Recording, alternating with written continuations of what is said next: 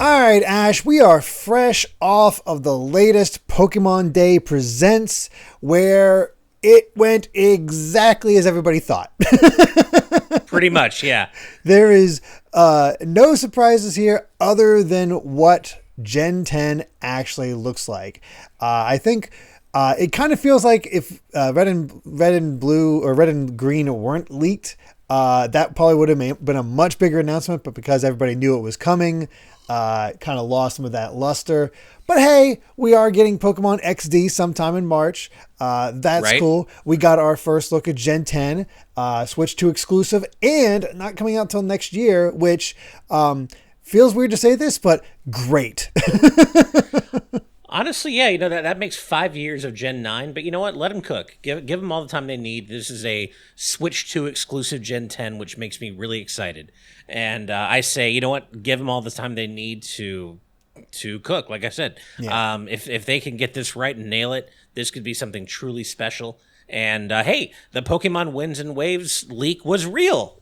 The names are real. So here we are at Gen 10, and don't forget, we also got that like weird mini music player for Gen 1, like that little music player thing. Music player. It's so random. Yeah, it's just it's like so here's random. Random, whatever. Just Yeah. have a toy. Have this Yeah, music player. exactly. Whatever. Yeah. So it was certainly a weird one. It feels like nothing especially stood out. Like we got the music player. Yeah, we got the usual updates on Masters and Cafe and all that. And they got through it relatively quick. Pokopia makes sense. They gave it a little bit of a highlight since it is coming out next week. You got a music player in that. You got show off the multiplayer. That looks like it's going to be fun. But I think the big thing from that is like there was just no. There wasn't a lot of wow factor to a lot of this stuff until you got to Gen 10. Yeah, I mean, for a little bit there, I was like, are they going to end on Gen 10? Because if not, this was a really disappointing Pokemon Day, right? Like, without that, it would have been like, okay. Yeah, we got Champions coming. There's Pokopia next week, the music player. But, like, without that Gen 10 tease at the end, it would have been really disappointing. And I'm glad they gave not just us, everyone what they were hoping for and what they were expecting. Yeah. So let's talk Gen 10. Obviously, there's not a whole lot to talk about yet, but obviously we have our starters. Yes. And there's a clear winner amongst these starters. Like it is not even close. The clearest. I glanced. Yeah. I didn't even have to glance online. It just. There it was. I'm like, yep, that's the favorite. That's going to be the favorite. And sure enough. Yeah. You know what? If you're not Team Pombon, I can't be friends with you. I'm sorry. That's just the way it is. What's funny is that I'm not even, I'm usually a water type guy. I'm not a fire type fan typically, but this is the clearest, easiest decision of every Pokemon starter generation, in my opinion. It is Team Pombon. Far and away, not even close. Not even close. The funny thing to me is like I want to agree, but my inner contrarian is fighting with me now. Is like, okay, I love it. Pombon is obviously great. Just, I mean, it's just a dog. That's all it is. It's a Pomeranian. Yeah, it's literally just a Pomeranian. Fire Pomeranian. Yeah. That's all there is to it. But. It's a fire Pomeranian, so it's adorable. And you get the whole, everybody's, of course, like, well, I got to name it Missile now.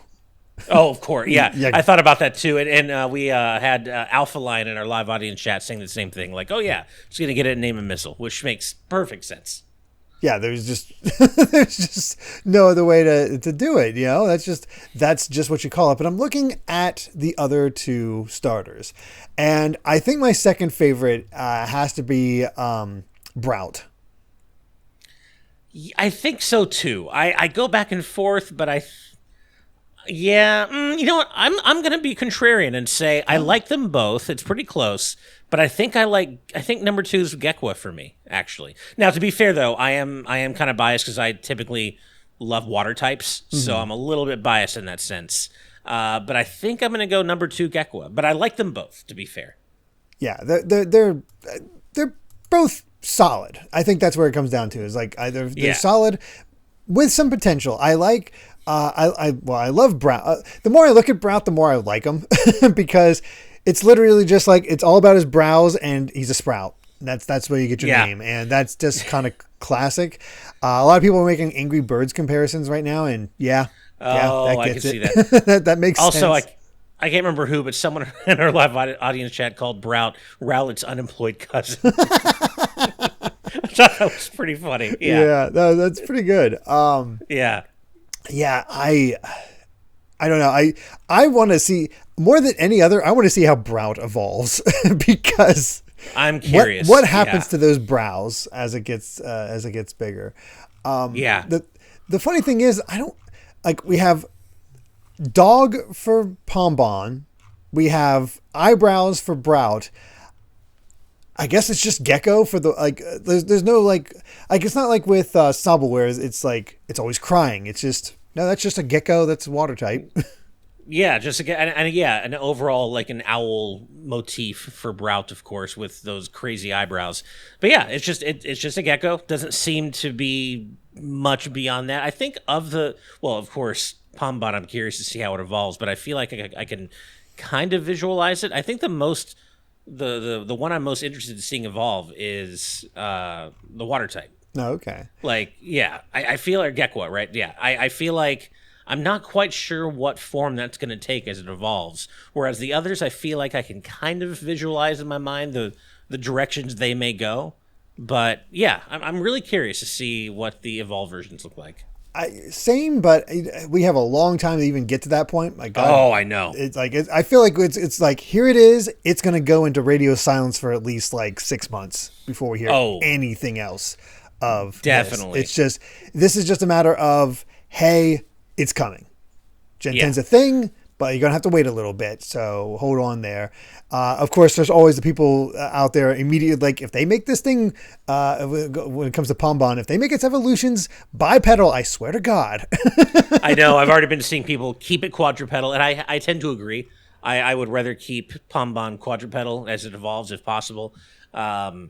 But honestly, this new set of starters in general, I'm a fan, and we have the region to talk about. Like I'm not sure exactly what it's based on. I've seen some people say New Zealand, maybe Southeast Asia, but I'm liking the island-based, almost tropical-ish setting. And then at the very end of the trailer, we get a look at what seems like underwater exploration. Yeah, the return of Dive, I think, for the first time in 3D, which is significant. Like if they're going to call one of their versions Waves, then it's time to get that water in there, and that's definitely impressive.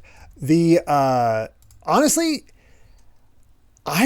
there's one shot in here that made me really think about like where it could be, and I'm probably wrong about this, but the fact that we got they show a resort, which is honestly pretty cool. Out in the middle of the water, all these tentacles forming like sort of give an octopus thing. So that might be a clue for one of the new Pokemon. But it's also just kind of quote a resort. But I was like, then they show the trainers we got here, and the boy trainer. I swear to God. That hat, I'm like, this is Australia. This is coastal Australia. Oh, okay. I can see it. It's the hat. It's purely the hat there. So I could be wrong. It's hard to say, but based on just that hat, it kind of feels like it. Or maybe just sort of South Pacific islands in general, and having a little bit of Australia there, or maybe I guess, you could be right about New Zealand, which would also be pretty cool. But there's a lot of visual variety that you can have for a location like that. I feel like we've only seen a small part of what Winds and Waves is going to have as far as its overall like aesthetic. But yeah, as far as the designs of the trainers themselves, I do like them. I think it's one of those times where usually I feel like the female design just trounces the male design for trainers. That's kind of how I feel too. Yeah, I'm thinking the same. I think they're even. This is the first time I felt like the guys. Oh, you think they're even? Oh, okay. In this case, yeah. I in the past I think it's been that way. This one I think they're actually pretty even. I feel like they finally got a good balance for what to do for the guy. Maybe it's the hat. I'm a sucker for the hat. I think the hair is pretty good, but I think it all comes together really well. So it's funny. I think I'm the opposite. I do like them both. I don't think either one looks bad, but the hat on the male trainer doesn't do it for me. So I'm kind of the opposite, where I'm like, I prefer the female trainer because I like her hat more than the male trainer's You hat. like the standard ball cap. I'm like, nah, we got a different kind of hat in here. I get it though. I like that it's different for sure. Their backpacks are also very interesting if we look at that, because it's a standard backpack and then they just have a switch slung next to them. I know. I love that. And I'm like, I guess it could be the Pokedex, which would be really interesting, but especially because it's not actually red. But my first thought was actually like, is that like a fast travel like hoverboard? Right. Like, can you just hop on the hoverboard for a bit and like that's how you cross the waves and stuff? Like, I hadn't thought about that, but I really like that idea that it could transform into something like that. That's a cool idea. Yeah, just pop a rowlet in that like usual. Yeah. Because that's what they seem to always do. Right. But yeah, the Pokemon variety is certainly there, and the visual fidelity is a massive step up from Scarlet and Violet. You still see the vestiges of Scarlet and Violet, but it seems like an actual, well, part of the thing, just constantly saying that with Pokemon, an evolution of what they did there. Definitely. And the fact that it's, Switch 2 exclusive means they don't have to hold back. This isn't cross-gen. They can really go all in on the Switch 2's enhanced power and really deliver something that is, specific to Switch 2 and current gen, which I think is really exciting. I mean, I was one of those people who enjoyed Scarlet and Violet despite the obvious technical and graphical issues. Obviously, they were there. Still had a great time with Gen 9, but I'm really excited to see what they can do. Really, hopefully, well, this is Game Freak, so we don't know for sure, but hopefully pushing the power of Switch 2. Oh, honestly, they're not going to push anything, but they'll have it looking decent. And honestly, and what we're already seeing of the landscapes and the region in this early look, I already think it looks pretty good, and they have at least a year to cook, right? So this is, it's already looking pretty damn good, and this is our first look at it. So I feel like in a year or more, it's going to look even better, and it's already, I think, looking pretty exciting. Yeah, the lighting is very solid in a lot of places. I think even in the water effects. Oh, the water effects. The water effects look great. Yeah. Even with the when they first showed off Scarlet and Violet, I think you could kind of see from them running around. It's like, oh, this is a little choppy. I didn't get the same sense of choppiness from this trailer, so that's already better. And there's just a lot of cool details, like if you slow it down a bit and look through, because we got to look at the Pokemon Center in the Mart, and we have I think since the first time since the anime, I could be wrong about this, we have a tanned Nurse Joy, or just Nurse. Oh, right. Yeah. She, again, giving that sort of tropical flavor to it, so I'm quite curious what they'll do with this one, but... Yeah, it seems like there's going to be a lot of diversity in the biomes. Like we see a volcano area, we see a swampy area. Like it does seem like there's going to be a pretty diverse collection of like areas and biomes to explore, which I'm looking forward to. Mm-hmm. And John was pointing out during the live reaction, well, all of them really were, is like there's actual fur on Pikachu now, so you actually have a sense of like texture to a lot of the Pokemon. Yeah. Which is definitely nice to see. Hard to say what our new gimmick is going to be, though, other than maybe the sense of exploration that they're going to try to go for. Because I took a look at the Japanese logos, and those are usually your best bet of having because you got your reveal of Pokemon X and Y, and they had the Mega Stones right there. Right. But that doesn't exist in the English logos. And there is a little symbol there, but it's so hard to make out. It just seems to be like a darker Pokeball. That honestly, my first thought was the return of the Ultra Balls, the Ultra Beasts. Oh, is the first sense I got, but that's such a wild guess that I couldn't even tell you. Yeah, I mean it's so hard to say at this early stage. I mean, clearly this is the first look trailer. The next time we see it, they'll probably show at least one of the main new gimmicks. that they're introducing with Gen 10. Yeah, it's either the next one we get will either be here's the legendary for the box arts, or here's the gimmick. I forget which order they usually go in. I mean, I guess we did technically get a kind of an early look at one of the new gimmicks, which is the return of dive, except it's 3D dive, right? Yeah. So that itself is kind of something new to Pokemon because we've never seen underwater exploration in a 3D title before. No, that's definitely an impressive bit. And honestly, looking through the trailer, it's really cool to see how they are emphasizing that there's so many windmills going through. So they really are emphasizing that just the winds and waves aspect of the title, giving this much more naturalistic feel than most other Pokemon games up to this point. It kind of feels like this is how they kind of envisioned Gen 3 being with all of its with all the water and exploration there. But I think that's gonna be the fun part of this is they want to make the act of exploring and finding the Pokemon to be just naturally fun, without the gimmick. And I'm pausing a lot of different areas.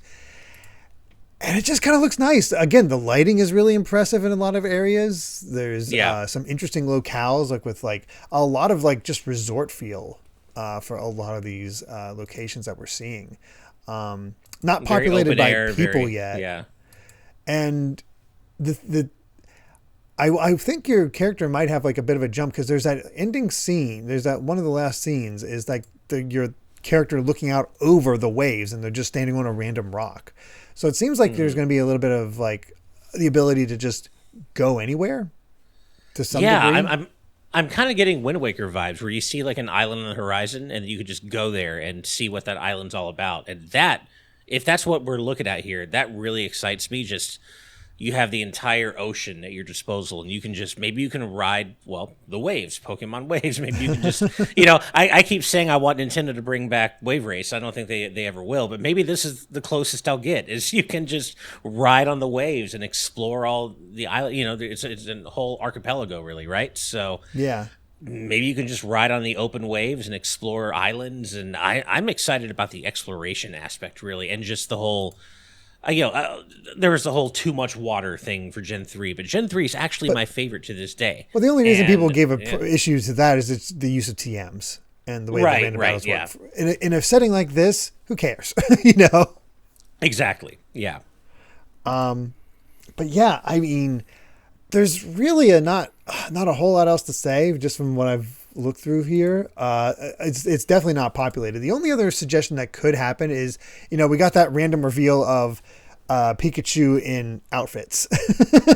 I know, so cute. Which is very cute, but it also begs the question is are they indicating that you can dress up all your Pokemon or at least certain Pokemon? I feel like it has to be limited to certain Pokemon, right? Only because I mean, as we saw in the presentation, there are, and they're not all going to be in Winds and Waves, but there are 1,025 Pokemon before Gen 10 even. So there's no way they're designing outfits for all of them, but maybe a select several, right? Potentially. Honestly, to have that extra level of customization where you can just dress up your Pokemon to be whatever. That would be crazy. Yeah. It'd be really impressive if they found a way to make that work. I do think that extra level of customization and personalization would really add to how much you care about each of these Pokemon. Because, all right, here I want just a dapper as heck Mewtwo. That's all. Right. Yeah. And it would definitely add to kind of the vacation-y vibes too, right? It kind of adds to that resort vacation-y vibes too if you can dress them up in, fun clothing and costumes like we saw with Pikachu. Yeah. And variety is definitely there. It just seems to be, I think we easily saw at least 50 different Pokemon in just this snippet. So, yeah. I mean, we're still a year out, but I think that's the most exciting aspect is that we're so far out and it's already looking pretty good. It should keep looking better. I could see this being close after the Pokemon Day or maybe right on Pokemon Day next year. Who knows? Yeah, it could be. I feel like it's probably going to be not super late in 2027. I'm No. expecting maybe a little bit earlier. Yeah. It definitely feels beginning of the year type thing. Yeah. Let's see. I was just curious when Pokemon Day is next year, and it's the 27th is on a Saturday. Okay. So yeah, I'm thinking earlier in the year. All I know is, I'm excited. I always say that I'm a bit more of a casual Pokemon fan. I'm definitely not hardcore, but I played almost every gen. The only one I missed out on was 8, Sword and Shield. But I've played every other gen. I generally really like Pokemon, and I more than anything, well, there's Pombon, which I mean that's the best. I mean, that's just the standout for me. But honestly, Pombon aside, it's just the region I'm really excited about. This is one of my favorite regions I think I've seen in a little while now, and I'm just excited to explore this world. Yeah. Oh, we have. I was just taking a quick look just in case and see what kind of information's coming out here. Okay. So. It's not dressing up all your Pokemon, even though that would be really cool. These are two very specific Pikachu. Apparently, they are named Mr. Windy Chew and Miss Wavy Chew. That's amazing. How are they involved in your adventure? Look forward to future announcements. So, those names, Windy Chew and Wavy Chew, so good. I feel like that might be related to your professor. Yeah, probably so. I actually love that though. But it also, that's why I was a little bit like, there's no way you're going to be able to dress up every Pokemon. That seems just too much work on the development side. Mm-hmm. Yeah, apparently. Oh wow. Oh, that's interesting. So. The other thing people are seeing is that these Pikachu look to be version exclusive, given the trainers have version exclusive designs and the hats match the Pikachus. That makes sense. So blue is the wave. So if you're wearing a cap, that's waves. If you're wearing the sort of other hat, it's winds. So my Australian theory is now shot to hell. All of them are kind of messed up like that. But yeah, so if you want your male trainer to have the traditional ball cap, you can definitely do that. Or if you want your female trainer to have the other cap, you can do that. Nice. Honestly, that style might be the deciding factor.